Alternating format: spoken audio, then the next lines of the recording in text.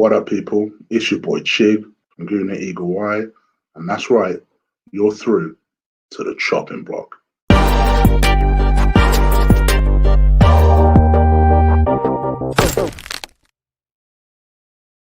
I'm doing it this way just because I want to see how it goes. I'm doing it through StreamYard, so please do ignore certain things like the Chig that's there and the timer on the screen and the logo in the corner. Apologies, I didn't work out how to do that, but this is still chopping block. So without further ado, that's right. I'm going to put a little touch of music on this. And I am going to be talking today about why I would sell Alexandre Lacazette. Now, for me, Lacazette was a player that I always wanted Arsenal to go and get. Someone who I felt would actually up his level from the levels he was displaying in Lyon. I remember lots and lots of people at the time were talking about getting Lacazette. Chris from Bergkamp Wonderland comes to mind heavily. He was talking them up a lot at the time. And he was someone that I genuinely started to pay attention to myself. Someone that I thought to myself, okay, well, if he is really that good, maybe he could be our Ian Wright, or dare I say it, maybe he could become our Thierry Henry. But for whatever reason, it never quite worked out. There was always, he always would have good little spurts and starts, particularly coming in. I think he came in 2017, and initially had good starts, but never quite got going. And then Aubameyang arrived, and immediately thought, flipping heck, all of a sudden, Arsenal have two of the most potent strikers in Europe. Someone who had put up numbers, two strikers that potentially could get more than 20 goals apiece per season.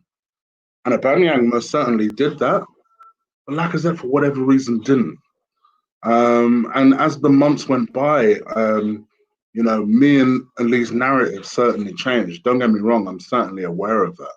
We very much went from someone where we felt that Lacazette would be the natural finisher to actually Aubameyang actually is the more natural finisher, the better goal scorer, and probably the better striker.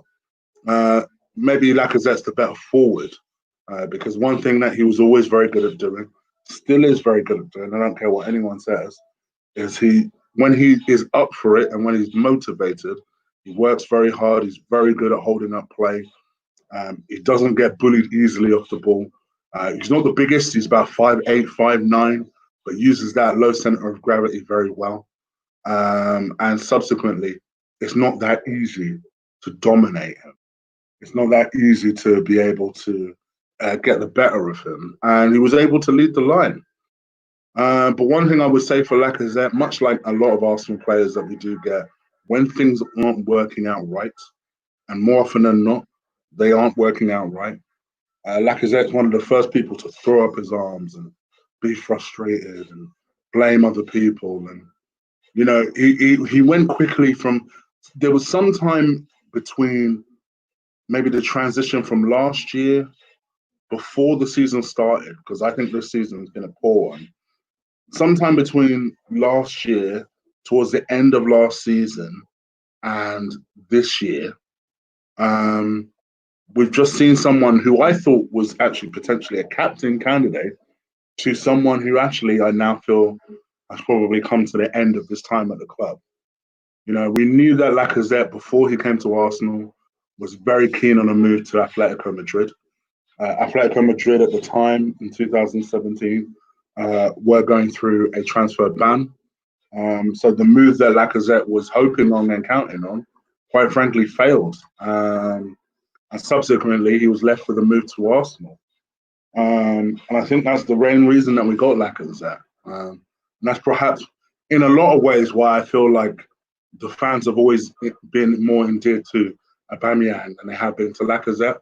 Because with Aubameyang, he specifically left Dortmund to join Arsenal. With Lacazette, he left Lyon wanting to join Atletico Madrid and never quite got there.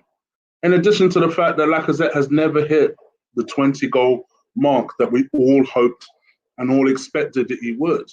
But actually, when you look through his career, he's never scored 20 league goals. He never has.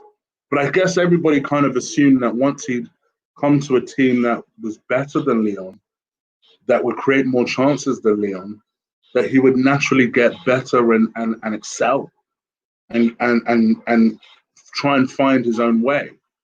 And actually what has ended up happening is he's ended up more often than not losing his place sometimes to Aubameyang, and losing favour with the fans. You know, currently we bought Lacazette for about in the region of about 48 to 50 million pounds. Currently he's worth, with 2 years left on his contract, maybe about 40, which and I think would be good, would do well to get that. And to be honest, that is perhaps tells the biggest story of Lacazette's journey. When a man has 2 years left on his contract and he's worth less than what we bought him for. And I didn't hear anybody suggest that we overpaid for him at the time. So that kind of really makes you think about almost the downturn of Lacazette's career. For me personally, I still like Lacazette. I still think he is a good striker. I do feel like he needs to be motivated. I do feel like over the last 3-4 months, he almost doesn't look fit, or he plays football like he isn't fit. I don't know what happened to his acceleration as well. It was in 2017, 2018, you know, Lacazette used to be able to run. But these days, it's like he can't run. so that kind of worries me a little bit. And now he's hitting 29. You're thinking to yourself, maybe this might be the opportunity. You know, even with stories that are being linking Aubameyang with a move elsewhere, there's a thought process that maybe that presents an opportunity to Lacazette. Lacazette, in some of the stories that I've seen most recently, he's looking for reassurances from Mikel Arteta that he is a starter. But actually, for me, I think he would harm the hindrance of a Martinelli. Heck, forget what I think about Eddie Nketiah, but actually harm the hindrance of and progress of Eddie Nketiah, of a Balogun, who I think is probably out the door anyway. And it's a shame, because I do like Lacazette. You know, in spite of what people think, I feel like, you know, he does still have attributes that I think will serve the team well.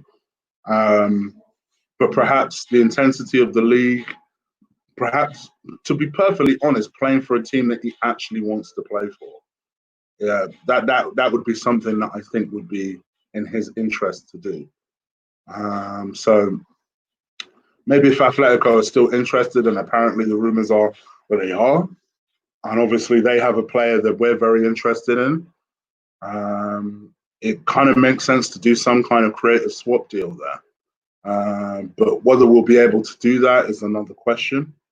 But for Lacazette, for me personally, regardless of whether we can get that player or not, in my view, and in a lot of people's view, to be perfectly honest, I think his time at Arsenal is up.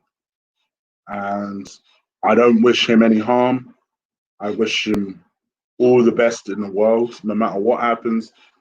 Between now and the end of the season, I hope he finishes it strong, because we're going to need him to. We're going to need him and Aubameyang to, quite frankly. And I never thought I would have to do a video like this, because I really wanted Lacazette in the first place. But actually, for me, and I can't believe I'm going to say this, those are the reasons why I would have Alexandre and Lacazette leave this club. Now, I'm not expecting this to be a popular video, but it is a video which I feel I needed to make. What do you guys think? Let me know. Leave it in the comments below. I think in future, I'm going to go back to chopping blocks the normal way, because it's not, the transition on StreamYard is not how I want it to be. But hopefully you guys are still enjoying this. And I guess I will be back soon. Please do stick a like on this video. Hit the subscribe button if you haven't already. And I'll be back next week with another episode of the Chopping Block. All right, guys. Take care. See ya.